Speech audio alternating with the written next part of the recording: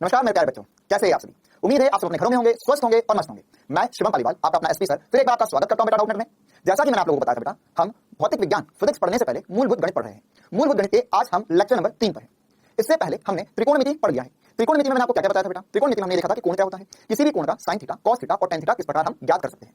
अगर वो कोण 0 से 90 हो तो भी ज्ञात कर पाएंगे, 90 से ज्यादा हो या 360 डिग्री तक कोई भी कोण हमें मिल जाए तो हमने एक एएसटीसी रूल पढ़ा था, जिसके माध्यम से हम कोई भी कोण का मान ज्ञात कर पाएंगे।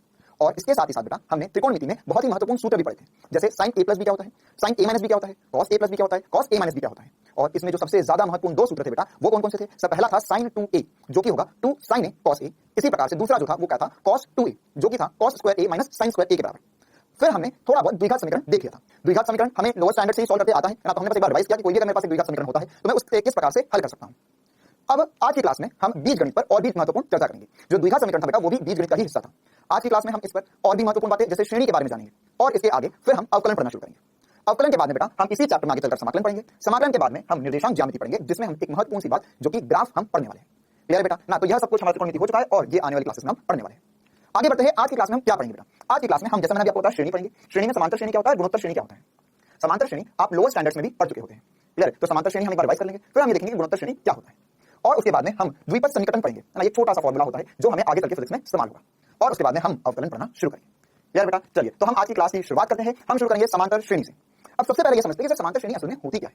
समांतर श्रेणी के एक एग्जांपल से शुरुआत करते हैं बेटा। जैसे मान के चलिए मेरे पास 2, 4, 6, 8, 10, 12 ऐसे कुछ पद दिए गए हैं। तो सर ये तो 2 का पहाड़ा लिखा है। नहीं बेटा, ये 2 का पहाड़ा नहीं है, 2 का टेबल नहीं है। इसके अलावा ये असल में एक समांतर श्रेणी भी बना रहा है। अब ये समांतर श्रेणी कैसे बन रहा है देखो बेटा, किन्हीं भी दो पदों के मध्य है ना, अगर मैंने पहला पद द्वितीय पद लिया, द्वितीय तृतीय पद लिया, तृतीय और चतुर्थ पद लिया, तो इनके मध्य अगर मैं अंतर देखूं, जैसे यहाँ पे 4 - 2, 6 - 4, 8 - 6, 10 - 8, तो इनके मध्य कभी भी मैं अंतर देखूं बेटा तो ये जो अंतर है यह हमेशा 2 आ रहा है।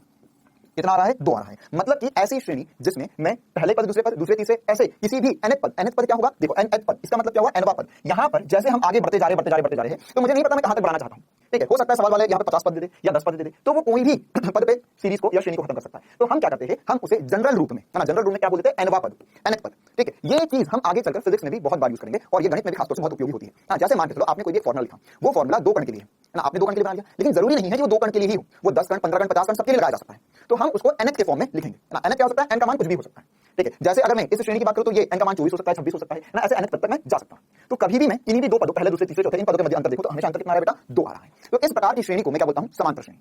अब अगर सर इसमें हमें ये छोटी छोटी बातें समझ में आती है तो और क्या महत्वपूर्ण बातें पता होनी चाहिए। देखो बेटा, इसमें ये जो प्रथम पद है इसे हम प्रथम पद को हम ए से चिन्हित करते हैं। किससे चिन्हित करेंगे, ए। अब इसी प्रकार से द्वितीय पद, तृतीय पद, चतुर्थ पद, तो बेटा देखो क्या हो रहा है, जैसे अगर मुझे द्वितीय पद पाना था तो मैंने क्या किया, इसमें 2 का योग किया। इसी प्रकार द्वितीय से तृतीय पद पाने के लिए फिर से 2 का योग किया, तृतीय से चतुर्थ पद पाने के लिए फिर से 2 का योग किया। तो ये जो 2 का बार-बार मैं योग करते जा रहा हूं, तो ये जो 2 है यह हमारे लिए सामांतर कहलाएगा।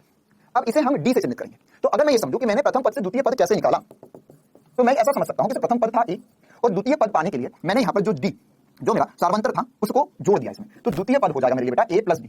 इसी प्रकार से तृतीय पद क्या होगा, तृतीय पद सर हम लिख सकते हैं, बिल्कुल लिख सकते हैं बेटा। ये लिखेंगे सर द्वितीय पद कितना है, a प्लस b, और इसमें d फिर से जोड़ दो है ना, इसमें क्या करो, d का योग और कर दो, क्योंकि d है ना, ये जो हमारा 2 है वो जोड़ते जा रहे हैं। तो यहाँ पे जो तृतीय पद आया मैं चाहूं तो लिख सकता हूँ d प्लस d 2d हो जाएगा बेटा, और ये हो जाएगा a प्लस 2d। तो इसमें मुझे बहुत रोमांचक सी बात समझ में आई कि सर प्रथम पद था a, द्वितीय पद था a प्लस b, तृतीय पद हो रहा है a प्लस 2d। तो क्या तुम चतुर्थ पद मुझे बता सकते हो? बिल्कुल सर, हम चतुर्थ पद बता सकते हैं। ये हो जाएगा सर यहाँ पर a प्लस, यहाँ पर 2d था तो यहाँ पर हो जाएगा 3d। ठीक है बेटा, तो यहाँ पर मुझे ये समझ में आ रही बात कि सर यहाँ पर मुझे जो भी नंबर का पद चाहिए, जैसे मुझे दूसरा पद चाहिए तो मुझे d जोड़ना होगा, मुझे तीसरा पद चाहिए तो मुझे 2d जोड़ना होगा a में। ठीक है, तो अगर मान के चलो ऐसे ही मैंने तुम्हें बोला होता, सोचो ध्यान से ना, बढ़िया तरीके से मैंने बोला कि मुझे 10वां पद चाहिए, तो कैसे पता चलेगा सर 10वां पद पाना कोई बड़ी बात नहीं है। पहले पद में आप 9 बार d जोड़ लो, क्योंकि ये समझ में आ रहा है हमें यहाँ से। तो यहाँ पर हम 9 बार d जोड़ दे तो ये मेरे पास 10वां पद बन गया। तो मान के चलो मुझे ऐसे nth पद निकालना, nth पद क्या हो सकता है, इसमें आपको बताया 5वां, 6वां, 8वां, 10वां, 50वां कोई भी पद हो सकता है। तो उसको मैं ऐसे लिखूंगा an क्या बेटा, ये nth पद है मेरा, और इस nth पद को पाने के लिए मैं क्या करूंगा, मैं लिखूंगा a प्लस, देखो ध्यान से, तीसरे के लिए आता 2, चौथे के लिए यहाँ 3, 10वें के लिए यहाँ 9। तो अगर मैं nth पद पाना है ना, nth पद क्या हो सकता है, 50वां, 60वां कोई भी पद हो सकता है, तो उसको पाने के लिए मुझे यहाँ पर n-1 इंटू डी करना पड़ रहा है। बेटा जो भी पद मैं लिख रहा हूँ उसमें क्या हो रहा है, n-1 हो रहा है, मतलब 10वां था तो यहाँ 9 आया, 10 - 1, तीसरा था तो यहाँ 2 आया, मतलब इसे मैं लिख सकता हूँ तीसरा था तो 2 आया, मतलब 3 - 1। तो ये इस प्रकार से मैं एक व्यापक रूप तैयार कर सकता हूँ, a plus d, a plus 2d, और इसी प्रकार से nth पद a plus n-1 into D. ये व्यापक पद किसके लिए आ गया, व्यापक रूप किसके लिए आ गया बेटा, यह समांतर श्रेणी के लिए है। ठीक, अब इसमें और भी महत्वपूर्ण बात है, जैसे सबसे इंपॉर्टेंट बात जो आगे चलकर हमें काम आएगी बेटा, वो होता है कि सर किन्हीं भी n पदों का अगर मुझे योग निकालना है तो मैं कैसे निकालूंगा। तो ये जो योग होगा बेटा हम इसे Sn से चिन्हित करते हैं। S मतलब सम है ना, अंग्रेजी में योग का मतलब क्या होता है, सम, जोड़। ठीक है, तो हम इसे Sn से चिन्हित करते हैं। अब Sn का फॉर्मूला जो होता है बेटा वो होता है n/2 है ना, ये होता है a plus a into n minus one into d. तो मैं चाहूं तो इसे देखो यार, ए प्लस ए को 2a भी लिख सकता हूं, n minus one into d, है ना। अब देखो और रोमांचक सी बात, यहां पर बेटा A plus N minus one into D, A plus N minus one into D क्या है वास्तव में? Sir A plus N minus one into D आपने अभी बताया एनवा पद है या एनथ पद है, ठीक है। तो हमने सोचा कि हम इसे ऐसा भी लिख सकते हैं, N by two A plus N by two A क्या हो गया प्रथम पद, प्लस एनवा पद A plus N minus one into D क्या हो जाएगा? एनवा पद कहलाएगा, ठीक है। तो यहाँ पर समांतर श्रेणी का योग का एक और बढ़िया सा फॉर्मूला ना, मुझे उम्मीद है बेटा ये आपको शायद थोड़ा बहुत आपने पहले पढ़ा भी होगा, ठीक है। तो यह चीजें हम यहाँ पर बढ़िया तरीके से रिवाइज कर चुके हैं। अब इस पे आधारित एक दो छोटे छोटे से सवाल कर लेते हैं पहले, ठीक है बेटा ना, इतना नोट कर लीजिए। हम आगे बढ़ते अगले सवाल की तरफ। देखो सवाल कह रहा है, दी गई समांतर श्रेणी 4, 8, 12 और कहां तक जा रहा है 64 का योगफल ज्ञात कीजिए। मतलब इन सबका योग ज्ञात करना है मुझे। तो कैसे कर सकता हूं? देखो इसके हल में क्या लिखेंगे हम? इसका अगर हल देखें तो हमें सबसे पहले पता चला कि प्रथम पद है 4, ठीक है। तो जो सारवंतर है मतलब इन दो पदों के मध्य अंतर, तो सर यहाँ पर इनके मध्य अंतर मतलब 8 माइनस 4 4 हो गया, 12 माइनस 4 फिर से 4 हो गया। तो ये बड़ी आसानी से मैंने ए और डी निकाल लिया। अब अगर मुझे इन सभी पदों का योग चाहिए बेटा तो मैं लिख सकता हूँ सर एस एन होगा एन बटा दो 2a plus N minus one into d, या मैं लिख सकता हूँ एस एन होगा, हम यहाँ पर लिख सकते हैं एस एन होगा सर एन बटा दो ए प्लस ए एन, है ना। ए एन क्या है? एनथ टर्म, एनथ पद। तो इन दोनों में से कोई एक फॉर्मूला मुझे यूज करना चाहिए। मैं चाहे ये फॉर्मूला लगाने की सोचूं या ये वाला फॉर्मूला लगाने की सोचूं, मुझे एन का मान तो पता ही नहीं है कि कितने पद है। तो सबसे पहले हमें क्या निकालना होगा? एन। एन क्वेश्चन मार्क है तो सबसे पहले हम एन निकालेंगे। एन कैसे निकालेंगे बेटा? देखो हमें पता चला सर कि ए एन मतलब एनथ पद या एनवा पद क्या होता है, उसका फॉर्मूला होता है A plus N minus one into D. अब एनथ पद एनवा पद क्या है मेरे पास? 64 बराबर होगा ए क्या प्रथम पद 4 प्लस, अब 4 से 64 जाने में कितने पद आ गए वो मुझे निकालना है एन का मान। तो ये हो जाएगा बेटा एन माइनस वन इंटू, यहाँ पर इनमें जो सारवंतर है वो कितना है? 4। बस अब इसको हल कर हम एन का मान ज्ञात करेंगे। क्या आ रहा है देखते हैं। ये हो जाएगा सर 64 माइनस 4 मतलब हो गया 60 बराबर एन माइनस वन गुणा 4। तो 4 यहाँ पर भाग दे दो, क्लियर बेटा। तो ये यहाँ पर 4 के पहाड़े से अगर आप कैंसिल आउट करोगे तो कितना आ जाएगा? 15, है ना। 15 गुणा 4 60 होता है। तो यहाँ पर हम समझ सकते हैं सर ये हो गया 15 बराबर एन माइनस वन, या एन का मान आ चुका है मेरे पास 15, ये एक इधर आएगा बेटा, इसमें योग हो जाएगा। तो 15 धन 1 16 आ चुका है। तो एन का मान मेरे पास कितना है? 16। अब मैं इन दोनों में से कोई भी एक फॉर्मूला लगा दूंगा, ठीक है। अब देखो बेटा ये बात आपको बिल्कुल बेसिक से हर बात समझनी ही होगी कि जो भी मैं करूँ उसमें गधा हमारी ना हो, है ना। हमें फिजिक्स पढ़ना है, हमें केमिस्ट्री पढ़ना है, हमें बायोलॉजी पढ़ना है, हमें डॉक्टर बनना है, हमें हमारी नहीं करना है, मजदूरी नहीं करना है ना। तो तुम अगर ये वाला फॉर्मूला यूज करते हो तो इसमें बहुत मजदूरी है, क्योंकि 2a n - 1 * d से मल्टीप्लाई करोगे। उससे बेहतर अगर तुम्हें an पता है, nth पद पता है, तो यार ये फॉर्मूला यूज करो ना सीधे, तो मजदूरी भी नहीं होगी और आसानी से आंसर निकल जाएगा। तो देखो क्या कर सकते हैं यहाँ पर लिख सकते हैं sn बराबर हो जाएगा sir n - 1 * a + n - a + an। n का मान कितना है? n का मान निकाला हमने 16, तो 16 बटा 2, पहला पद कितना है? 4 धन 64। ये कितना हो जाएगा? ये हो जाएगा सर 8, और इसका अगर हम योग करेंगे तो हो जाएगा 68। क्लियर बेटा। मैं ये नहीं कह रहा कि तुमको यही करना है, करो यार तुम ये करो, लेकिन आंसर वही आएगा। तो क्यों फालतू में मेहनत करना है चीजों के पीछे? एक बार सर गुणा कर लो, ये सर ये हो जाएगा यहाँ पर, ये हो जाएगा 544 544। एक बार गुणा करके देखो यही आएगा। तो मेरा जो आंसर है वो 3 आ चुका है बेटा। 8 8 64 होता है, 6 का योग जाएगा, 8 6 48 होता है, उसमें 6 का योग करोगे तो 54 54 आ जाएगा। तो 5 4 4 544 मेरा सही जवाब आ गया। आगे बढ़ते हैं हम इसी प्रकार की और बातों को लेकर। देखो बेटा अभी हमने जो समांतर श्रेणी पढ़ी उसमें हमने नॉर्मल सी बातें समझ ली, लेकिन अब हम इसमें बहुत ही महत्वपूर्ण सी बात करने वाले हैं। क्या बात करने वाले हैं कि अगर मेरे पास मुझे प्रथम n प्राकृतिक संख्याओं का योग निकालना है तो क्या ये निकाला जा सकता है? बिल्कुल बेटा। देखो n प्राकृतिक संख्याएं क्या होगी? 1 धन 2 धन 3 धन 4 धन 5 धन 6 धन 7, ऐसे ही धन करते जाओ nth पद तक। n का मान कुछ भी हो सकता है। तो ये क्या समांतर श्रेणी बन रही है? बिल्कुल भाई समांतर श्रेणी है ये। इसमें प्रथम पद जो है वो 1 है, यहाँ पर जो सारवंतर है मतलब इन दोनों पदों के बीच में जो अंतर आएगा वो कितना आ गया? फिर से 1 आ गया। और आखिरी पद कितना है सर? nth पद। देखो यार nth पद n ही होगा, क्यों? क्योंकि यहाँ तुम तो गिनती लिख रहे हो 1 से, है ना। तो 1 2 3 4 5 6 7 8 9 10 कर रहे हो। तो अगर मैं तुमसे बोला कि तुम्हारा तीसरा पद कितना है तो सर तीसरा पद 3 है। पांचवा पद कितना है सर? पांचवा पद 5 है। पहला पद कितना था? 1 था। 10वां पद कितना होगा? 10वां पद 10 होगा। 18वां पद कितना होगा? 18 ही होगा। तो वैसे ही मैंने बोला तुम्हें कि nवां पद कितना होगा तो वो n खुद ही हो गया, है ना। n का मान कुछ भी ले सकते हैं। तो यहाँ पर क्या लिख सकते हैं बेटा? इसमें आसानी से हम योग का फॉर्मूला लगा सकते हैं, है ना। अब फिर से कहानी वही है, तुम्हें nth पद पता है, पहला पद पता है ना, यहाँ पर सारवंतर पता है। तो अब तुम क्यों गधा मजदूरी करोगे, है ना। यहाँ पर लिखोगे n बटा 2 a + n - 1। तो इसे हम लिख सकते हैं n बटा 2, प्रथम पद कितना बेटा? 1, और nth पद है n। तो ये आसान सा फॉर्मूला बनेगा जिसे हम यहाँ पर लिख रहे हैं n × n + 1 बटा 2। तो ये आप याद सही रख लो क्योंकि जगह जगह में फिजिक्स में काम आएगा ना। और इसका उपयोग हम सीधे कर लेंगे। हर बार हम ये नहीं सोचेंगे कि मैं ये वाले योग का फॉर्मूला लगाऊं या कुछ लगाऊं, है ना। हम सीधे ये लिखेंगे कि अगर मेरे पास n प्राकृतिक संख्या होंगी तो उसके लिए हम कर लेंगे n × n + 1 बटा 2। क्लियर है। अब ऐसे ही दूसरी इंपॉर्टेंट सी बात कि अगर इन n संख्याओं का वर्ग हो गया, n प्राकृतिक संख्याओं का वर्ग हो गया, तो उसका योग कैसे करेंगे? तो बेटा देखो इसको गणित में आगे चलकर पढ़ाया जाता है, लेकिन हमें इतना गणित नहीं पढ़ना, हमें तो वो गणित पढ़ना है जिससे हमारा फिजिक्स बन जाए और हम डॉक्टर बन जाए। तो उसके लिए मैं सीधा फॉर्मूला बता रहा हूं, ये होगा n × n + 1 × 2n + 1 बटा 6। क्लियर। तो ये एक बढ़िया सा फॉर्मूला है जो आपको याद रखना होगा। इसी प्रकार से अगर n प्राकृतिक संख्याओं का घनों का योग हो गया, मतलब इनका क्यूब हो गया, 1 का क्यूब धन 2 का क्यूब धन 3 का क्यूब धन 4 का क्यूब धन 5 का क्यूब, ठीक है। तो इनका अगर योग करना है तो इसका फॉर्मूला होता है n × n + 1 बटा 2 का वर्ग। तो देखो यार मेहनत बच रही फिर से, वाह भी वाह। कैसे बच रही? यहाँ पर यार ये फॉर्मूला और ये फॉर्मूला तो एक ही है, बस यहाँ पर क्या ध्यान रखना हमको कि सर इसका हमने असल में स्क्वायर कर दिया। n × n + 1 बटा 2 था, उसका स्क्वायर कर दोगे तो ये वाला फॉर्मूला बन जाएगा किसके लिए? n प्राकृतिक संख्याओं के घनों के लिए। क्लियर है थोड़ी सी बात? ठीक है। चलो भाई हम कहानी आगे बढ़ाते हैं। अभी ये जो सब कुछ हमने पढ़ा ये समांतर है ना, जो हमारे पास समांतर श्रेणी थी उसके लिए हमने सारी जानकारी हासिल कर ली। ये जो फॉर्मूले पढ़े इस पर बेसिक छोटा सा सवाल कर लेते हैं हम पहले, फिर हम आगे बढ़ेंगे जिसमें हम श्रेणी नहीं गुणोत्तर श्रेणी के बारे में चर्चा करेंगे। ठीक है चलो भाई आगे बढ़ते हैं हम। एक छोटा सा सवाल सवाल कहता है सर कि प्रथम n प्राकृत संख्याओं का योग ज्ञात कीजिए। तो प्रथम n प्राकृत संख्याओं का योग कोई बड़ी बात नहीं है, अभी हमने फॉर्मूला सीखा n इंटू n प्लस 1 बटा 2। तो n प्राकृत संख्या है ना, तो कितनी? प्रथम 50, तो हो जाएगा 50 गुणा 50 घन 1 बटा 2। तो ये 50 बटा 2 हो जाएगा 25 गुणा ये हो जाएगा 51। क्लियर बेटा? तो बस इसको हल कर लो यहाँ से। तो यहाँ पर हम इसे सॉल्व कर सकते हैं सर। ये हो जाएगा यहाँ पर 25 एकम 25 कैरी होगा 2, 25 गुणा 5 जो होगा 125 होगा, उसमें 2 का योग करोगे तो 127 हो जाएगा, मतलब 1275 मेरा जवाब आ गया बिल्कुल चुटकी बजाते से। समझ लो कैसे खतरनाक ट्रिक है यार, ये खतरनाक ट्रिक है ना। ये वाला फॉर्मूला हम बहुत बार यूज कर सकते हैं और ये हम हमारे डे टू डे लाइफ में यूज कर सकते हैं कि यार सर हमें अगर n प्राकृत संख्या का योग निकालना है तो मुझे अब बार-बार सोचना नहीं है, मैं सीधे उठा दूंगा n इंटू n प्लस 1 बटा 2, बताओ कितनी संख्या होगा योग। ठीक है, वैसे हमने इसका एग्जांपल करा। चलो बेटा अब हम आगे बढ़ते हैं और हम चर्चा शुरू करते हैं गुणोत्तर श्रेणी पर।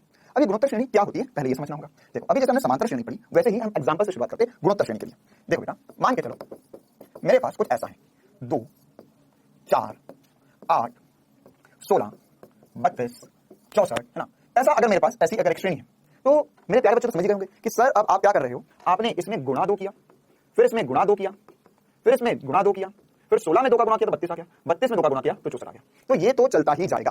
क्लियर बेटा? है ना? तो ये बातें तो बढ़िया से चमकी सर हमें कि हाँ अब आप क्या कर रहे हो, वास्तव में पहले आप योग कर रहे थे, अब आप अगला पद पाने के लिए किसी एक संख्या का गुणा कर रहे हो। तो मैं ऐसा बोल सकता हूं बेटा कि इन दोनों संख्याओं में है ना मैं अनुपात देखूंगा, तो अगर मैं 4 बटा 2 करूंगा तो कितना आएगा? 2 आएगा सर। इन दोनों संख्याओं में अनुपात देखूंगा कितना आएगा? 8 बटा 4 फिर से 2 आएगा सर। इन दोनों संख्याओं में सर 16 बटा 8 फिर से 2 आएगा। तो बेटा असल में क्या हो रहा है, जैसे हमें पीछे समांतर श्रेणी में किन्हीं भी दो पदों के बीच में अंतर एक समान था, वैसे ही यहाँ पर ना प्रथम पद द्वितीय पद द्वितीय तृतीय पद चतुर्थ पद ना फिर पंचम पद कैसे भी अगर मैं 2 लगातार पद लूं तो उनके में अनुपात जो है वो समान आएगा। और हमेशा अनुपात कितना रहा है? 2 2 2 2 2 ना। अगर ऐसी श्रेणी बनाई सकते इसमें 3 3 3 4 4 4 10 10 कोई बड़ी बात नहीं। क्लियर है छोटी सी कहानी? अब हम ये समझते हैं कि जैसे हमने वहां पर nth पद लिखा था वैसे इसमें भी nth पद को क्या लिखेंगे। तो बेटा देखो यहाँ पर जो अनुपात आ रहा है ना, अनुपात आ रहा है मतलब कि दो पदों के मध्य अनुपात, उसको मैं r से चिन्हित करूंगा है ना। जैसे वहां पर अंतर को d से चिन्हित किया था वैसे यहाँ पर अनुपात को हम r से चिन्हित करेंगे, तो ये भी r हो गया है ना। ये सब क्या है हमारे r हो गया। अब सोचो अगर मेरे पास प्रथम पद को फिर से मैंने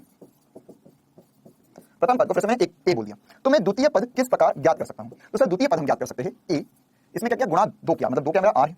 अच्छा इसी प्रकार अगर मैं तृतीय पद ज्ञात करूंगा तो वो किस प्रकार से ज्ञात कर सकता हूं? सर ये ज्ञात कर सकते हैं हम a गुणा r। देख a r तो मेरा द्वितीय पद था, द्वितीय पद में मैंने फिर से r का गुणा किया तो ये मेरे पास तृतीय पद आ गया। फिर से देखते हैं, प्रथम पद a था, द्वितीय पद है मेरे पास a गुणा r, ये वाला पद क्या है a गुणा r।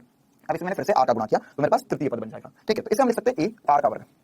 अगर तुम्हें बातें चमक रही हो तो मजा आ गया जिंदगी का। मैं इसमें फिर से nth पद का वैसा ही फॉर्मूला बना सकता हूं जिसमें पीछे बनाया था। फिर भी एक बार कर देखते हैं तृतीय पद के बाद में चतुर्थ पद कैसे ज्ञात करोगे? सर ये यहां पर होना चाहिए a r की घात 3, क्योंकि तृतीय पद में r की घात 2 था, द्वितीय पद में r की घात 1 था, प्रथम पद में r की घात 0 था। अगर मैं चाहूं तो लिख सकता हूं ना r की घात 0, किसी भी संख्या की घात 0 करूंगा मैं तो वो 1 आता है, तो ये 1 ही लिखा है। तो बस समझने के लिए बेहतरीन के लिए मैंने समझ लिया, प्रथम पद में r की घात 1, द्वितीय में r की घात 2 सॉरी 1, प्रथम में r की घात 0, द्वितीय में r की घात 1, तृतीय में r की घात 2, चतुर्थ में r की घात 3। ऐसे अब nवें पद में अगर मैं समझूं तो क्या होगा? सर nth पद में लिख सकते हैं a r की घात n - 1।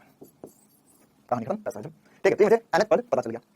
अब इसी प्रकार से इनका योग क्या हो सकता है वो भी समझ लेते हैं, है ना। तो देखो बेटा यहाँ पर हमने इसका व्यापक रूप समझ लिया। व्यापक रूप हो गया a r का वर्ग, ऐसे चलते जाएंगे a r की घात n - 1 तक, है ना। तो यहाँ पर a हमारा प्रथम पद हो गया, r हमारा सार्व अनुपात हो गया। जैसे वहां पर सार्वंतर था तो यहाँ पर क्या हो गया? सार्व अनुपात लिख लिया हमने। और अब इसमें जो योग के फॉर्मूले होते हैं है ना, उसमें 2 प्रकार के फॉर्मूले होते हैं, इन पर ध्यान देना, है ना। ध्यान समझना, बढ़िया इंटरेस्टिंग बात है। देखो क्या होता है असल में जो गुणोत्तर श्रेणी है वो 2 प्रकार की हो सकती है। सिर्फ 2 प्रकार की कैसे हो सकती है? एक ऐसी श्रेणी जिसमें r का मान 1 से बड़ा हो, ऐसी गुणोत्तर श्रेणी जिसमें अनुपात जो आ रहा है ना, जो सार्व अनुपात आ रहा है वो 1 से बड़ा हो। जैसे यहाँ पर देखा हमने कि सर ये 2 था तो 2 1 से बड़ा है। मैं यहाँ पर चाहता तो एक ऐसी श्रेणी भी बना सकता था जो 1/2, 1/4, 1/8, 1/16 ऐसे कुछ चलती जाती। तो अगर मैं यहाँ पर समझूं इसमें सार्व अनुपात कितना आया है तो इन दोनों पदों का अनुपात सर 1/4 बटा 1/2। तो देखो यार, अच्छा सर ये कैसे हल करेंगे? ये तो जीवन का सबसे कठिन गणित है।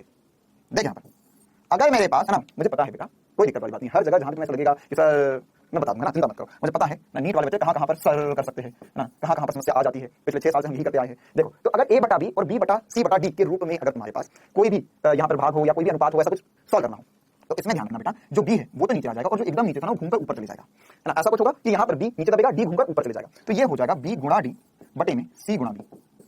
बात समझती है? क्या होगा? a गुणा d और c गुणा b। अरे यार बेटा अगर मैं भाग और गुणा में अंतर क्या है? एक दूसरे का रेसिप्रोकल तो होते हैं। अगर मैं लिख रहा हूं a का भाग 2 1/c से तो क्या लिखा हुआ है? a का भाग a बटा 1/c से तो क्या लिखा हुआ है? अरे c गुणा a लिखा हुआ है, ऐसा कुछ लिखेगा। अंदर इसको घुमा ऊपर ले जाऊं, या अगर मैं चाहता तो इसको ऐसे भी लिख सकता था, सर ये लिखा हुआ है तो मैं ऐसे लिख सकता हूं, इसको यार घुमा दूं। अगर मैंने भाग दिया है, भाग से गुणा में जाना है तो क्या करते? घुमा देते ना, इनवर्स ले लेते हैं ना। ऐसे ही तो बचपन में मल्टीप्लाई डिवाइड सिखा था, मल्टीप्लाई डिवाइड में ऐसे तो बता दिया था कि इसको घुमा ले, तो ये क्या हो जाएगा? a गुणा c हो गया। चलो तो हम यहाँ पर काम की बात पे आते हैं। फिर से हम ये समझ रहे थे कि सर यहाँ पे अनुपात कितना होगा, तो ये हो जाएगा बेटा 2 घूमकर ऊपर चलेगा, 4 नीचे आ गया है तो ये हो गया 1/2। यहाँ पर 2 पदों के बीच में अनुपात देखूं तो 1/8 बटा 1/4, तो 4 घूमकर ऊपर जाएगा, 8 नीचे आ जाएगा, वैसे 1/2 हो जाएगा। तो यहाँ पर अनुपात जो है वो 1/2 आ रहा है, तो ये 1 से कम है। क्लियर कहानी? तो जब भी अनुपात 1 से कम होगा तो उसके लिए हम एक अलग फॉर्मूला लगाएंगे, और अनुपात 1 से ज्यादा होगा तो उसके लिए अलग फॉर्मूला लगाएंगे इनके योग के लिए। तो अगर अनुपात 1 से ज्यादा होता है तो हम फॉर्मूला इस्तेमाल करेंगे a गुणा 1 - r की घात n बटा 1 - r। लेकिन अगर अनुपात 1 से कम हो गया तो इसके लिए हम फॉर्मूला लगाएंगे s infinity equals to a बटा 1 माइनस r। ठीक है, अब यहाँ पर अनंत पद क्यों आ रहे हैं ये भी हम समझते हैं ना। और एक और बहुत महत्वपूर्ण सी बात बेटा, पूरे फिजिक्स में जहां पर भी गुणोत्तर श्रेणी बनेगी तो याद रखना 99% टाइम है ना, पूरे फिजिक्स की बात कर रहा हूं, एक आधे चैप्टर की बात कर रहा हूं, पूरे फिजिक्स में पूरे नीट में 99% टाइम यही फॉर्मूला उपयोग करेंगे अनंत पदों के लिए a बटा 1 माइनस r वाला फॉर्मूला। क्लियर है? चलो अब आगे बढ़ते हैं हम और इसको समझते हैं, फील लेते हैं सर कि ये क्या है अनंत पद का चक्कर। तो इसके लिए अभी हमने जो एग्जांपल लिखा था उसी प्रकार का एक एग्जांपल लेते हैं, यही एग्जांपल लेंगे जिसमें हम एक बार योग करके देखते हैं, है ना, तो हमें पता चलेगा और वाकई में फील आएगा कि यार ये अनंत पद क्या चक्कर है, अनंत पद क्यों बने। तो देखो बेटा, यहां पर मान के चलो मेरे पास एक गुणोत्तर श्रेणी है, इसमें 1 धन 1 बटा 2 धन 1 बटा 4 धन 1 बटा 8 धन धन धन धन अनंत तक, है ना। अभी अनंत क्यों है, ये ऐसा सिंबल क्या है, अनंत का। देखो इसको ऐसा समझते हैं, मान के चलो मेरे पास बहुत सारी चॉकलेट है, बहुत सारी डेयरी मिल्क है, क्या है भाई, डेयरी मिल्क। ठीक है, तो अब यह सारी डेयरी मिल्क मैंने सोचा कि तुम्हें दे दूं। अब मेरे दिमाग में आया एक तूफानी आइडिया, मैंने बोला कि मेरे पास ये डेयरी मिल्क है, इसमें बहुत सारे खांचे बने होते हैं ना, तो ऐसा माना ये डेयरी मिल्क है। फिर मैंने सोचा कि ये एक डेयरी मिल्क उठा के तुम्हें दे दी। ठीक है, अब मैं जब भी तुम्हें अगला हिस्सा या अगला टुकड़ा दूंगा तो मैं क्या करूंगा, मैं तुम्हें जितना मैंने पिछली बार दिया था उससे आधा दूंगा, जितना दे रहा हूं मैं उससे आधा दूंगा। ठीक है, मंजूर है, बोलो मंजूर है, और सब देती जाऊंगा हमेशा देती जाऊंगा, है ना। मतलब मान के तुम्हें आज से डेयरी मिल्क देना शुरू करा मैंने, तुम डॉक्टर ने तुम्हें डेयरी मिल्क दे रहा हूं, मंजूर है क्या। देखो मैंने तुम्हें पहले दी एक डेयरी मिल्क, अब मैं एक दे दी, फिर अगले दिन में तुम्हें एक की आधी डेयरी मिल्क दूंगा, तो अब मैं तुम्हें आधी डेयरी मिल्क दे रहा हूं। ठीक है, तो एक डेयरी मिल्क तो खत्म हो गई, अब आधी डेयरी मिल्क दी आपने हमें, चलो बहुत बढ़िया बात। अब इसके अगले दिन मैंने तुम्हें आधी की आधी डेयरी मिल्क दी, मतलब अब मैं तुम्हें इतना बड़ा टुकड़ा दे रहा हूं। ठीक है, चलो ये भी बढ़िया मजेदार सी बात, सर इतनी डेयरी मिल्क मिली बहुत है, इतने में हम खुश हैं। फिर मैं तुम्हें इसके आधी डेयरी मिल्क दी, अगला दिन में इसकी आधी डेयरी मिल्क दी। ठीक है, चलो इतनी डेयरी मिल्क मिली तुम्हें, फिर मैंने इसकी भी आधी डेयरी मिल्क दी तुम्हें, तो इसकी आधी डेयरी मिल्क इतनी हो जाएगी, तो अभी भी तुम्हें एक टुकड़ा तो मिल गया, तो तुम बोलोगे सर ठीक है इतनी डेयरी मिल्क मिली मुझे। फिर मैंने तुम्हें इसकी आधी डेयरी मिल्क दी, तो फिर तुम्हें इतनी डेयरी मिल्क मिली। तुम्हें कुछ चक्कर समझ में आ रहा है, मुझे बताया जा रहा है तुम्हें, है ना। तुम्हें अब धीरे धीरे जैसे जैसे दिन बढ़ते जा रहे हैं तो तुम्हें और आधी और आधी और आधी डेयरी मिल्क मिलती जा रही है, भले ही तुम्हें मिलेगी अनंत समय तक, लेकिन थोड़े ही दिनों बाद तुम क्या बोलोगे, सर इतना सा टुकड़ा कहां जाएगा ये, है ना। अब अगले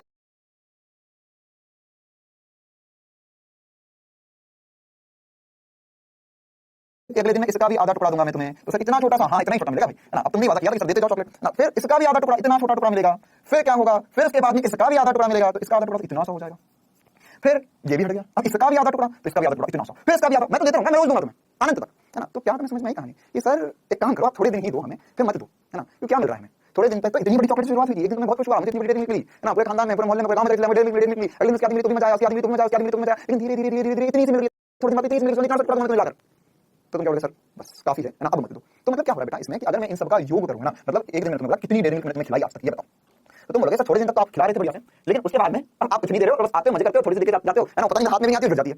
तो ये वही चीज है असल में, है ना। क्या हो रहा है बेटा, मैंने तुम्हें एक दी, फिर आधी दी, फिर उसकी आधी दी, फिर उसकी आधी दी, फिर उसकी आधी दी, तो यार अगर मैं इन पदों का अनंत तक भी योग कर दूं तो कोई फर्क नहीं पड़ता, क्योंकि थोड़ी ही देर बाद अगर इनके पदों की संख्या बढ़ती जाएगी तो थोड़ी ही देर बाद ये इतने छोटे पद हो जाएंगे, इतने छोटे पद हो जाएंगे कि इनका अस्तित्व में रहना ना रहना बराबर सा हो जाएगा। ठीक है, तो इसलिए ये जो गुणोत्तर श्रेणी है ना, जो एक तरीके से हम बोल सकते हैं इसमें अनुपात 1 से कम हो या ये घटते चले जा रहे हैं इन पदों के मान, तो उसमें अनंत पदों का योग कर सकते हैं। इसकी पहली बार नहीं कर सकते, यहाँ पर इसमें थोड़ा इसमें अनंत पद, इसमें थोड़ा मैं बोलूंगा उसमें डबल डबल कर दूंगा, है ना, तो हम रुक जाएंगे, 2 दी, फिर 4 दी, फिर 8 दी, फिर 16 दी, फिर 32 दी, फिर 64 दी, थोड़ी देर में चॉकलेट कंपनी खुल जाएगी, इतनी चॉकलेट आएगी, टक टक चॉकलेट आ रही है, तो इसमें अनंत पदों का योग नहीं करेंगे हम। क्लियर है कहानी, तो किसमें करेंगे, इस प्रकार की श्रेणी में करेंगे। चलो तो एक बार हम अब योग कर देते हैं, क्या क्या बताओ, एस एन का फॉर्मूला बताया सर आपने, a बटा 1 माइनस r। प्रथम पद क्या है, प्रथम पद है सर 1, r कितना है, r है 1 बटा 2, अरे अभी बताया मैंने आधा आधी चॉकलेट करके देखे फिर भी 1 बटा 2 बटा 1, है ना। द्वितीय पद बटा प्रथम पद करना, उल्टा मत कर देना, तो यहाँ पर जाए 1 बटा 2, फिर तृतीय पद बटा द्वितीय पद, फिर से आएगा 2 बटा 4 या 1 बटा 2, है ना, और ऐसे ही चलते जाएगा। तो अगर मान उठा के रखूं तो ये क्या आएगा, देखो मजा आएगा इसमें, है ना, ये होगा 1 बटा 1 माइनस 1 माइनस 1 बटा 2, तो 1 में से आधा गया, आधा बचा, फिर बचेगा 1 बटा 1 बटा 2, तो 2 बटे आगे बच गया, तो यहाँ पर 2 बचा। मतलब कि अगर मैं तुम्हें अनंत तक, है ना, अनंत तक भी मैं तुम्हें चॉकलेट के छोटे छोटे टुकड़े देते जाऊं तो अनंत दिनों बाद तुम्हारे पास केवल 2 चॉकलेट आएगी। पहले दिन तो एक आ गई थी, फिर उसके बाद में अनंत दिन लगेंगे तब जाकर तुम्हारे पास 2 चॉकलेट होगी, वरना तुम्हारे पास एक ही चॉकलेट या उसके थोड़े टुकड़े बचेंगे। क्लियर है कहानी, तो ये चमत्कार होता है गुणोत्तर श्रेणी का। चलो अब आगे बढ़ते हैं हम और हम द्विपद सन्निकटन क्या होता है ये समझते हैं। ये एक बहुत छोटी सी बात होती है, इस पे आधारित क्विज में एक सवाल भी करा दूंगा आपको, है ना, और इसका उपयोग पूरे फिजिक्स में हम 1-2 ही जगह करने वाले हैं, लेकिन फिर भी हम मूलभूत गणित पढ़ रहे तो इसमें सारी चीजों के साथ साथ ये भी छोटी सी बात होती है जो मैं आपको बताना चाहता हूं।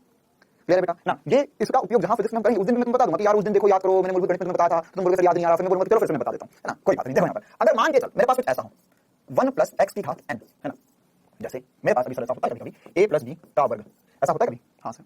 तो अगर मेरे पास a प्लस b का वर्ग होता है तो मैं इसे लिख देता हूँ a square plus b square plus 2ab, बहुत बढ़िया बात। तुम्हारे पास a माइनस b का वर्ग होता है तो क्या करते हो, a square plus b square minus 2ab लिख देते हैं। इसी प्रकार से अगर घात 3 भी हो जाएगी तो भी मैं कुछ सूत्र लिख सकता हूँ, लेकिन ये n है, ये n कुछ भी हो सकता है, n 1 हो सकता है, 2 हो सकता है, 10 हो सकता है, 5 हो सकता है, माइनस 1/3 हो सकता है ना, कोई भी मान आ सकता है इनका, माइनस 1/2 हो सकता है। तो अब क्या होता है बेटा, इसमें एक सीरीज होती है, सीरीज मतलब क्या होता है कि ये जो आपके पास 1 प्लस x की घात n लिखा हुआ है इसको खोलने का एक्सपांड करने का तरीका होता है, जैसे इसको भी एक्सपांड कराया आपने, तो इसका भी एक्सपांशन का एक तरीका होता है जो मैक्लैरन नामक एक आदमी ने दिया था, जो आगे चल के हायर मैथमेटिक्स में, ना ये में बहुत हायर मैथमेटिक्स में पढ़ाया जाता है। ठीक है, तो हम उससे एक चीज चुरा कर ला रहे हैं जिसे हम द्विपद सन्निकटन कहते हैं, या इसे हम असल में अप्रोक्सीमेशन कहते हैं, है ना। सन्निकटन मतलब क्या हो गया, अप्रोक्सीमेशन। अब ये अप्रोक्सीमेशन मतलब क्या हुआ सर? देखो ये क्या लगभग या एग्जैक्ट मान नहीं है, ये लगभग। तो जैसे अगर आपके पास क्या 1 प्लस x की घात n, तो ये जो लगभग होगा बेटा ये हो सकता है 1 प्लस n को आगे मल्टीप्लाई कर लो nx। ठीक है, इसका उपयोग हम एक दो जगह फिजिक्स में करने वाले हैं, जैसे गुरुत्वीय तीव्रता जब हम निकालेंगे उसमें इसका उपयोग करेंगे। ठीक है, और इसका उपयोग हम गणित में भी कर सकते हैं छोटी छोटी चीजों के लिए। जैसे मान के चलो मुझे एक सवाल कर लेते हैं, मुझे यहाँ पर 1.001 की घात 1 बटा 2 मतलब क्या है √1.001 निकालना है। तो क्या मैं फॉर्मूला यूज कर सकता हूँ? बिल्कुल, है ना। ये कब करेंगे हम? जब x का मान 1 से बहुत छोटा हो, तभी हम ये चीज कर सकते हैं। तो देखो यार, अगर मेरे पास ऐसा कुछ लिखा है तो मैं क्या लिख सकता हूँ इसे? मैं लिख सकता हूँ 1 प्लस कर देता हूँ मैं। देखो क्या ये एक ही चीज हो रही है, 1 प्लस 0.001 की पावर 1 बटा 2। तो ये तो एक है, ये मेरे लिए x हो गया। क्या मेरा x 1 से बहुत छोटा है? हाँ सर बहुत छोटा है, 0.001 से बहुत छोटा है, 1 बटा 1000 है, तो बहुत छोटा हो गया। तो मैं इस चीज को लगभगाते हुए लिख सकता हूँ 1 प्लस ये जो घाते से आगे गुणा कर लूंगा, इसकी x के साथ गुणा करना, ये मेरा x हो गया, है ना। ये क्या मेरा x 0.001 जो कि 1 से बहुत छोटा है। तो देखो यार, इस चीज को लिख सकता हूँ 0.001। अब इसको हल करना तो जवाब आ जाएगा, है ना। ये एक खतरनाक सी ट्रिक है जो आप अपने कैलकुलेशन में भी यूज कर सकते हो, है ना। मैं आगे चलकर पढ़ाऊंगा, बता दूंगा इस ट्रिक का इस्तेमाल कर आप इसका वर्गमूल वगैरह बहुत आसानी से निकाल सकते हैं। ठीक है, तो इसका हम आंसर देखते हैं कितना हो जाएगा। ये लगभग हो जाएगा 1 प्लस, देखो इसका हम भाग देंगे तो 0.0005। देखो एक 2 जीरो आएंगे, ये एक है तो एक का भाग नहीं दे सकते, देखो 0 आएगा फिर 10 हो जाएगा वहां पर, तो 5 बचेगा। ये लगभग हो गया 1.0005। क्लियर है कहानी? तो मैं इस प्रकार से बहुत बढ़िया तरीके से ये सब सॉल्व कर सकता हूँ ना। तो ये वैसे फिजिक्स तो नहीं है ना, ये तो गणित ही था। तो हमने बस इसका एप्लीकेशन समझा कि द्विपद सन्निकटन कैसे कर सकते हैं।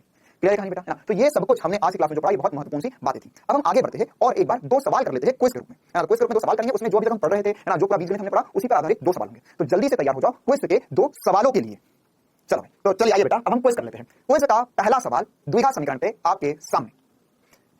वर्ग समीकरण a x square plus bx plus c का विवेचक आपको पता है, जिसमें मैंने बताया था d स्क्वायर माइनस 4ac होता है। चार ऑप्शन, जल्दी से बताइए क्या जवाब होगा।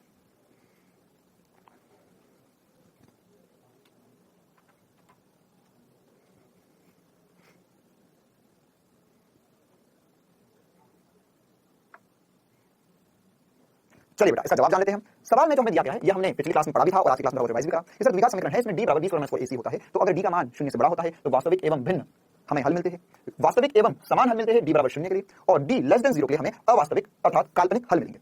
वाह, तो क्या हुआ, तीनों सही हो गए। तो तीनों सही तो हम कर नहीं सकते, चौथा एक बार ऑप्शन देखते हैं। उपयुक्त सभी सही, बिल्कुल सही बात। आंसर क्या आ जाएगा बेटा इसका? डी। चलो बेटा, तो क्विज के अगले सवाल की तरफ बढ़ते हैं जल्दी से। अब इस बार सभी को सही करना है, तैयार हो जाओ क्विज के अगले सवाल के लिए। वर्गमूल 0.99 की गणना कीजिए। अभी जो हमने द्विपद समीकरण पढ़ा उसका उपयोग करो, जवाब बताओ, आंसर आ जाएगा।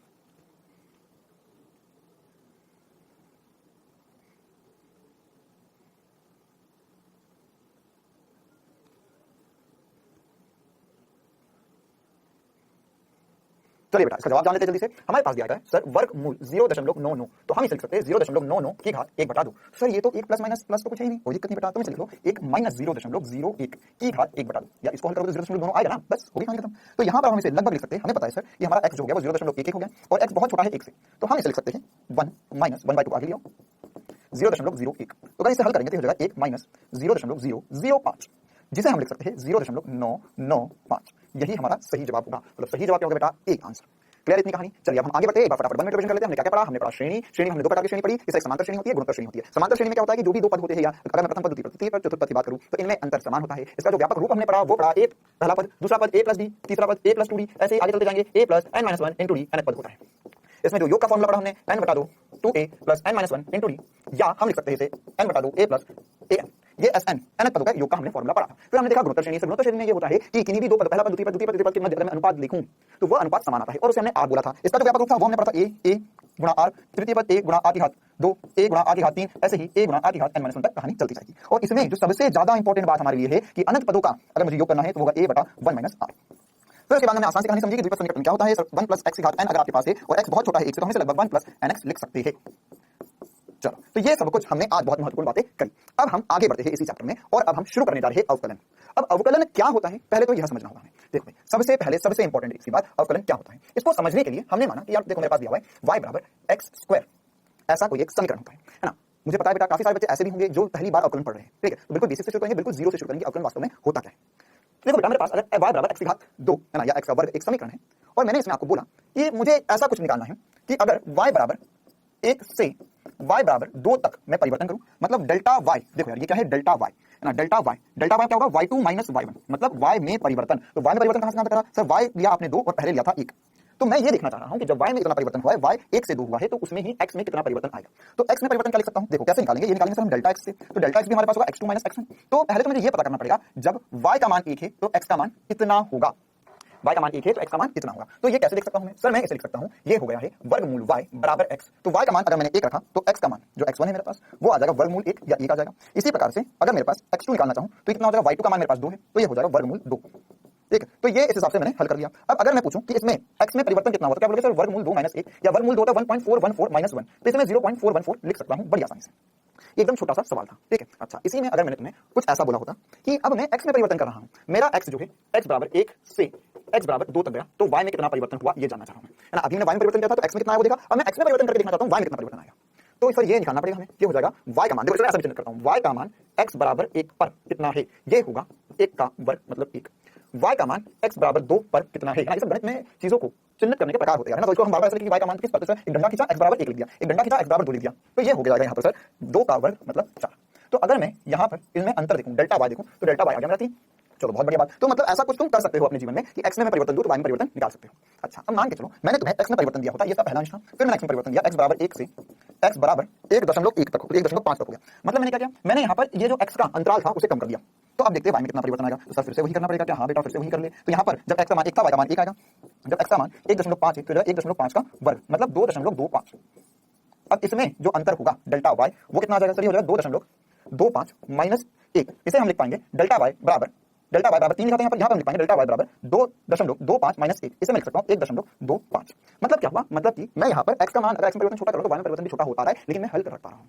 ऐसे ही मान के चलो मैंने अगर बोला होता x बराबर 1 से x बराबर 1.1 तक और छोटा अंतराल कर दिया इसमें, तो अब y में परिवर्तन कितना आता, तो सर अब y में परिवर्तन लिखता मैं x बराबर 1 पर y होगा 1 का वर्ग बराबर 1 हो जाएगा, y का मान x बराबर 1.1 पर 1.1 का वर्ग। ये कैसे कर रहा हूँ, y बराबर x पर मुझे पता है तो 1.21।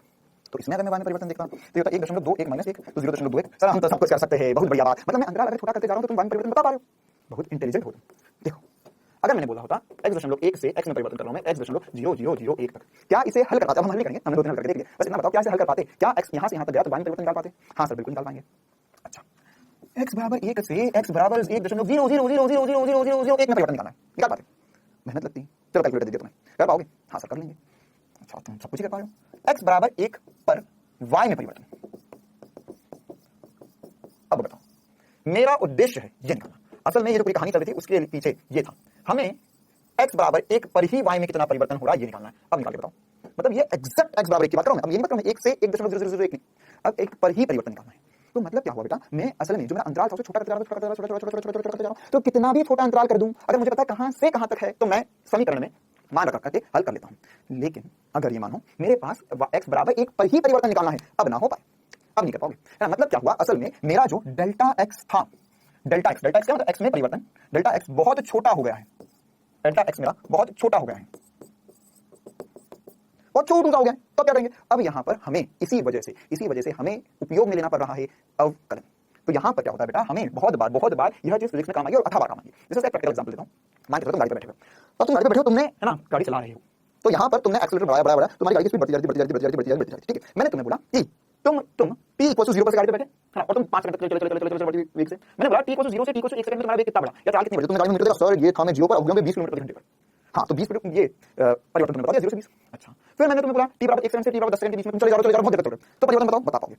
लेकिन अगर मैं पूछूं कि जब समय t बराबर 1 सेकंड था या जैसे ही तुमने गाड़ी शुरू करी उसके जस्ट 1 सेकंड बाद बताओ मुझे तुम्हारा वेग में कितना परिवर्तन आया है, तो ये तुम्हारी बहुत मुश्किल सी बात होगी, क्योंकि सर उस क्षण पर तो वो ऑलमोस्ट कांस्टेंट थी। देख अगर उस क्षण पर कांस्टेंट होती या उस क्षण पर परिवर्तन ही नहीं होता तो जब गाड़ी आगे बढ़ती तो परिवर्तन कैसे आएगा? एक t बराबर 0 से t बराबर 10 में परिवर्तन है, लेकिन t बराबर 1 सेकंड में कोई परिवर्तन नहीं है ना, और मोड़ लगातार स्पीड बढ़ती जा रही है, तो मुल्क वही बात होगी। तो ये असल में क्या हो रहा है बेटा, उस क्षण पर परिवर्तन निकालना है, तो एक बहुत छोटे डेल्टा x में या बहुत छोटे डेल्टा t में जब हमें परिवर्तन निकालना होगा हम इस्तेमाल करेंगे अवकलन का। कहानी समझ में आई, चमकी अवकलन का इस्तेमाल क्यों किया जाता है इस दुनिया में। ठीक, तो डेल्टा x को अगर मैंने बहुत छोटा कर दिया तो डेल्टा y भी कुछ ना कुछ आएगा। तो मैं ऐसा निकालना चाह रहा हूं कि डेल्टा y में परिवर्तन डेल्टा x के सापेक्ष, ये क्या लिखेंगे हम इसे लिखेंगे y में परिवर्तन x के सापेक्ष,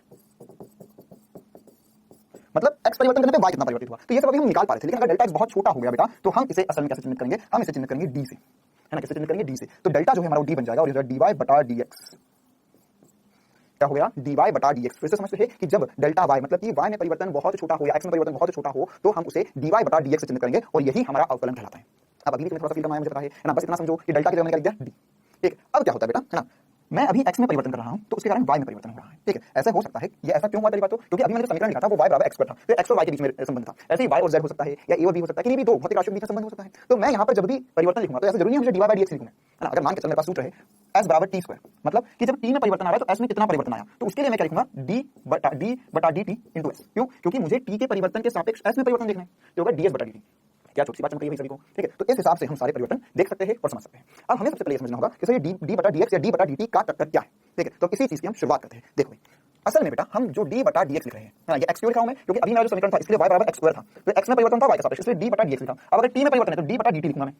क्लियर है ना? यहाँ पर अगर टी की जगह डब्ल्यू होता तो डी बटा डीडब्ल्यू लिख देता मैं। तो बेटा ये जो डी बटा डीएक्स है ना, ये हमारा क्या कहलाता है, एक ऑपरेटर कहलाता है ना। ऑपरेटर मतलब क्या होता है सर? देखो बेटा बचपन में तुमने प्लस माइनस मल्टीप्लाई डिवाइड करना सीखा था, तो वो दिन याद करो जब आपने प्लस माइनस मल्टीप्लाई डिवाइड करना सीखा था, और ये चीजें आपके लिए कितनी ज्यादा कठिन थी उस समय। आगे बात समझ में, आपको नहीं पता चल रहा था, अगर मैं तुमसे बोलता कि यार एक काम करो 4 और 4 का योग करके बताओ, तो कैसे करते थे? सर 1 2 3 4, अच्छा फिर 4 और, तो 1 2 3 4, फिर गिनोगे 1 2 3 4 5 6 7 8 हो गए। अगर मैंने तुम्हें ये बोल दिया होता कि 8 और 5 का योग करके बताओ, 8 घन 5 बताओ, तो कहते 1 2 3 4 5 6 7 8, अब 5 और आगे जाना है, 1 2 उंगलियां खत्म हो गई। तो ये उसमें बहुत कठिन लगता था तुम्हें 8 और 5 का योग करना, है ना? तुम नहीं समझ में सर ये खत्म हो गया बेटा, फिर अच्छा यहाँ भी सर ऐसे उंगलियां भगवान ने दी 1 2 3 4 5 6 7 8 9 8 8 हो गया, फिर 5 हो गया 1 2 3 4 5, फिर जोड़ोगे ये हो गए 9, है ना 12 1 13, अच्छा तो ये तो सर असल में 13 आएगा। अब आज अगर मैं तुम्हें बोलूं 8 और 5, तुम्हारे लिए बहुत आसान सी बात है, तुम चुटकियों में योग कर दोगे। तो बेटा वैसे ही जैसे हमने प्लस माइनस मल्टीप्लाई डिवाइड ये सीखा है ना, देखो तुम भगवान के घर से सीखकर थोड़ी ना आए थे कि यहाँ पर जब प्लस का चिन्ह होगा ऐसा कुछ होगा तो मुझे इनका योग करना है, ऐसा कुछ होगा तो इनका माइनस करना है, ऐसा कुछ होगा तो इनका गुणा करना है, ऐसा कुछ होगा तो भाग देना है। ये तो यहीं आके सीखा ना तुमने कि ऐसे चिन्ह होंगे तो इनका मतलब क्या होगा। तो वैसे बेटा डी बटा डीएक्स जो होता है ये भी एक तरह का ऑपरेटर है। अब हमें ये सीखना होगा कि अगर ये किसी के ऊपर लगाया जाता है तो असल में क्या होता है ना, क्या होता है। तो इसके लिए कुछ नियम होते हैं ना, इसके लिए क्या होता है बेटा, कुछ नियम होते हैं। जैसे सबसे पहले नियम की बात करता हूं, जो सबसे बेसिक और जो सबसे ज्यादा हमें फिजिक्स में यूज होने वाला है। सबसे पहला नियम होता है कि अगर मैंने लिखा डी बटा डी एक्स ना, और यहाँ पर वाई था, और मेरा वाई अगर एक्स की घात एन हो गया, क्या हो गया, एक्स की घात एन हो गया। अब ये एन कुछ भी नंबर हो सकता है, फ्रैक्शन भी हो सकता है, कोई भी अंक आ सकता है। तो यहां पर हम इसे लिखेंगे सर डी वाई की जगह लिखेंगे एक्स की घात एन बटा डी एक्स। और इसका जो नियम होता है वो कहता है कि यार ये n को आगे गुणा कर लो और ये लिखो x की घात n माइनस 1। क्लियर है कहानी है ना? तो ये सबसे ज्यादा महत्वपूर्ण नियम है जो पूरे फिजिक्स में हम इस्तेमाल करने वाले हैं। इसी के साथ साथ अगर मान के चलो ऐसा होता कि सर y बराबर a x की घात n है, तो हम इसका dy बटा dx क्या लिखते हैं? तो ये होता बेटा d a x की घात n बटा dx। तो n जो है वो हमारा नियत है ना। जैसे एग्जांपल बता देता हूं, इस पे एग्जांपल मुझे लिखा हुआ है y बराबर 5x क्यूब, तो इसका मुझे अवकलन करना है ना। इसका एग्जांपल क्या हो सकता है सर? इसका पुराने वाले का जो है उसका एग्जांपल हम लिख सकते हैं, वो लिखेंगे हम y बराबर x की घात 2 ना। तो ये इसका एग्जांपल है, अभी हम करेंगे प्रैक्टिस। तो इसका नियम कहता है कि a को बाहर रख दो और फिर लिखो x की घात n बटा dx, और ये हो जाएगा a, इसका अवकलन जो होगा बेटा होगा n x की घात n माइनस 1। तो इसे लिखेंगे हम a n x की घात n माइनस 1। ठीक है, तो ये दो सबसे ज्यादा महत्वपूर्ण अवकलन के नियम हैं जो हमें पूरे फिजिक्स में आगे भी काम आएंगे और जिसके लिए हम इतनी मेहनत भी कर रहे हैं। तो ये नियम सबसे ज्यादा महत्वपूर्ण है। अगर मेरे पास a x n है, x की घात n है, तो उसको मैं इस हिसाब से हल कर सकता हूं। क्लियर यहां तक? हाँ तो बेटा अब इससे जुड़े बहुत ही महत्वपूर्ण एग्जांपल हम कर लेते हैं। एग्जांपल में हम क्या करने वाले हैं? देखो हम करने वाले हैं y बराबर x स्क्वायर जो था, तो इसका अवकलन करना है। तो मेरे पास बेटा n का मान जो है वो कितना आ गया है 2। तो अब मैं इसे लिख सकता हूं dy बटा dx निकालना है मुझे, तो मैं लिखूंगा dy का मान है x की घात 2 बटा dx। अब ये क्या बेटा n का मान 2, तो मैं लिख सकता हूं 2 x की घात 2 माइनस 1, मतलब ये हो जाएगा 2x। ये मेरे पास dy बटा dx आ गया, मतलब x की घात 2 का मेरे पास अवकलन हो गया। इसी प्रकार से बेटा अगर मुझे y बराबर रूट x का अवकलन करना होता तो कैसे करता है? ऐसे बहुत सारे छोटे छोटे एग्जांपल आपको होमवर्क में मिलेंगे, वो आपको करने हैं प्रैक्टिस जबरदस्त तरीके से।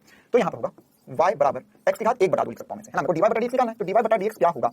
देखो तो मैं लिखूंगा d x की घात 1 बटा 2 बटा dx। अब मेरे पास n का मान कितना है बेटा? n का मान है 1 बटा 2, तो मैं इसे लिखूंगा सर ये हो जाएगा 1 बटा 2 आगे आ जाए x की घात 1 बटा 2 माइनस 1, तो मैं इसे लिख सकता हूं 1 बटा 2 x की घात माइनस 1 बटा 2। कितना हो जाएगा? माइनस 1 बटा 2। तो ये बचेगा 1 बटा 2, ऊपर था माइनस 1 बटा 2, नीचे जाके हो जाएगा प्लस 1 बटा 2, है ना? और मैं इसे लिख सकता हूं 1/2 रूट x। ये ऊपर था घुमाकर नीचे लिख दिया मैंने, तो ये इसका आंसर आ गया। एक और लास्ट एग्जांपल कर लेते हैं बेटा हम इस पे, फिर अगली क्लास में मिलेंगे जिसमें और भी बेहतरीन एग्जांपल करेंगे हम। y बराबर मान के चलो 5x क्यूब, इसका मुझे अब अवकलन करना है। तो नियम क्या कहता है सर? इसमें नियम कहता है, जैसे हमने नियम पढ़ा कि सर ये है d a x की घात n, तो a जो है उसे बाहर रख दो, मतलब जो नियत मानता है उसे हम बाहर रख देंगे। तो इसमें जब dy बटा dx करेंगे तो y मतलब 5 को बाहर रख देंगे और लिखेंगे d x की घात 3 बटा dx, है ना? देखो बेटा इसे हम बाहर क्यों रख रहे हैं ना, इसे निष्कासित क्यों कर दिया कि भगा दो इसको, भगा दो, क्यों भगा दिया? क्योंकि वो नियत है। अगर मैं x में परिवर्तन करता हूं तो 5 में कोई परिवर्तन नहीं आता है, 5 में कोई परिवर्तन नहीं आता। इसी से जुड़ा एक महत्वपूर्ण नियम हम अगली क्लास में देखने वाले हैं। तो यहां पर कितना हो जाएगा 5 x की घात 3 है, तो 3 आगे गुणा हो जाएगा x की घात 3 माइनस 1, तो हो जाएगा 5 गुणा 3 गुणा x की घात 2, तो हो गया बेटा 15x स्क्वायर। ये इसका जवाब आ गया। क्लियर? तो कुछ महत्वपूर्ण से एग्जांपल किए हैं, अगली क्लास में ऐसे ही और भी एग्जांपल करेंगे ना, और साथ ही साथ हम इसमें और भी महत्वपूर्ण नियम देखेंगे, त्रिकोणमितीय अनुपात होते हैं उनको हम अवकलित कैसे करते हैं वो सब कुछ हम देखने वाले। क्लियर बेटा? तो आज की क्लास में हमने श्रेणी पढ़ लिया, फिर उसके बाद हमने द्विपद सन्निकटन पढ़ लिया, और अभी हमने अवकलन पढ़ा जिसका एक ही नियम महत्वपूर्ण हमने पढ़ लिया है। चलो बेटा, तो होमवर्क आपको ऐप में ही जैसे रोज देख रहे हो वैसे ही जहां पर क्लास खत्म होती है वहीं पर होमवर्क का कॉलम होता है, होमवर्क का टैब होता है, वहां से होमवर्क आप देख सकते हो, आपको मिल जाएगा। क्लियर है? तो अगली क्लास में मैंने आपको बताया अवकलन और इसके महत्वपूर्ण नियम देखेंगे, इससे जुड़े बहुत सारे उदाहरण भी हम करने वाले बेटा। क्लियर है? तो जितना पढ़ा रिवाइज कर लो, मिलते हैं कल की क्लास में, तब तक के लिए पढ़ते हो, स्वस्थ रहो, मस्त रहो। Thank you.